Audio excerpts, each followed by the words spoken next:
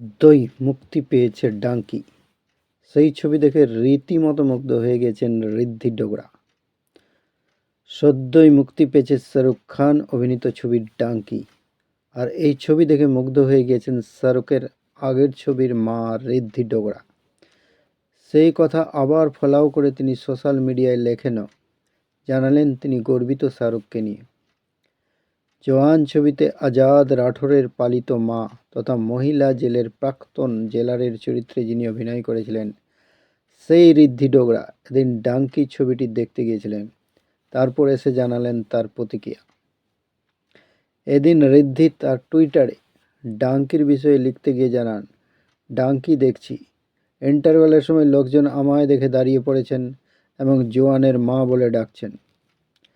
তার পোস্ট থেকে স্পষ্ট যে তিনি বিষয়টার বেশ মজা পেয়েছেন। তার কাজ যে সবাই মনে রেখেছেন, তাকে শাহরুখ তথা জওয়ানের মা হিসেবে মনে রেখেছেন, এটা দেখে ভারী খুশি তিনি। তবে কেবল এটুকুই নয়, তিনি এদের ডাঙ্কির প্রশংসা করে লেখেন, হ্যাঁ আমি গর্বিত আমার ছেলেকে নিয়ে, ওর ছবিকে নিয়ে আমি খুব খুশি। অনেকে ঋদ্ধির পোস্টে মতামত জানিয়েছেন। এক ব্যক্তি লেখেন, ডাঙ্কি ছবিটা গোটা পৃথিবীর মানুষের থেকে ভালোবাসা পাচ্ছে।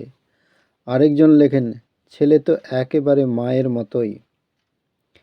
21শে ডিসেম্বর মুক্তি পেল ডাঙ্কি। রাজকুমার হিরানি পরিচালিত এই ছবিটিতে মুখ্য ভূমিকায় অভিনয় করেছেন শাহরুখ খান। এখানে শাহরুখ খান ছাড়াও অন্যান্য গুরুত্বপূর্ণ চরিত্রে তাপসী পান্নু, ভিকি কৌশল, বোমান ইরানি, অনিল গ্রোভার প্রমুখ।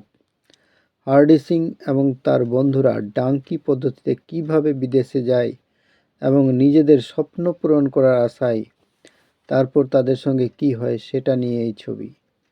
এর আগে সেপ্টেম্বর মাসে মুক্তি পেয়েছিল শাহরুখের জওয়ান। ছবিটি প্রথম দিনে 80 কোটির ব্যবসা করেছিল, সেখানে ডাঙ্কি মাত্র 30 কোটি আয় করেছে প্রথম দিন।